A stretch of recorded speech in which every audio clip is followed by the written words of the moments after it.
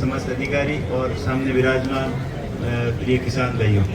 आपकी समस्याएं गंभीरता से डीसी साहब ने सुनी और उसके समाधान के लिए भी आपको आश्वस्त किया। जो मुख्य समस्याएं आपकी थी, एक तो पहले जो नहरें खराब पड़ी है, जो जिस झाड़ी कटिंग और सीट सफाई और टूटी हुई नहरों की मरम्मत, ये काम सबसे इम्पोर्टेंट है और ये काम आपको अभी आश्वस्त किया है डीसी साहब ने, तो आप बिल्कुल निश्चित रहें। और जब पानी शुरू होने से पहले किसी भी तरीके से चाहे फंड की व्यवस्था करके और मुख्य नहरों की आपकी साफ सफाई करवाना और टेल तक पानी कैसे जाए, उसके लिए भी आपको आश्वस्त किया है। और दूसरा, जेजेएम से कटी हुई पाइपलाइनों को भी ठीक करने की आपकी मुख्य समस्या थी, उसके बारे में भी आपको आश्वस्त किया है। मुझे आशा है कि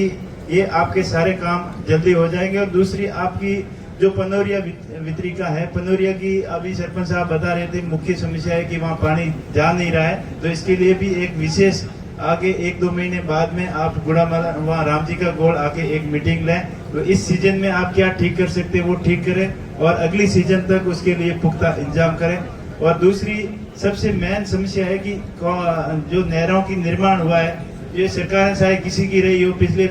30 साल से इस नहर का काम चल रहा है और 2008 से अब तक आप पानी ले रहे हो। इसमें सरकारें और अलग अलग पार्टियों की रही, बीजेपी की भी रही, कांग्रेस की रही, उसको कोसने की जरूरत नहीं है। अपन उसको ठीक कैसे कर सकते हैं, इसके बारे में चिंतन करने की जरूरत है। और मेरा इसमें यही मानना है कि अधिकारीगण, चीफ इंजीनियर साहब और एक विशेष टीम बनाकर एक डिटेल डीपीआर तैयार करे कि इन नहरों के अंदर कहाँ कहाँ डिजाइन की कमी रही है और कहाँ कहाँ कंस्ट्रक्शन घटिया हुआ है, जिसकी वजह से नहरों में चिपेज हो रहा है, जिससे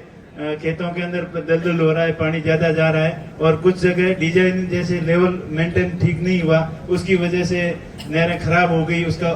उपयोगी नहीं हो रही है, आगे तक पानी नहीं जा रहा है। और रिसाव में जब ये पॉलीथीन की आपने सुझाव दिया था, तो खाली पॉलीथीन से ही नहीं चलेगा, जो ज्यादा खराब नहरें हैं उसको एक फेज के अंदर डिटेल डीपीआर बना के, उसके लिए चाहे 1000 करोड़ हो, 500 करोड़ हो, कितना भी बजट लगे, उसके लिए आप डिटेल डीपीआर बना के जब तक उसका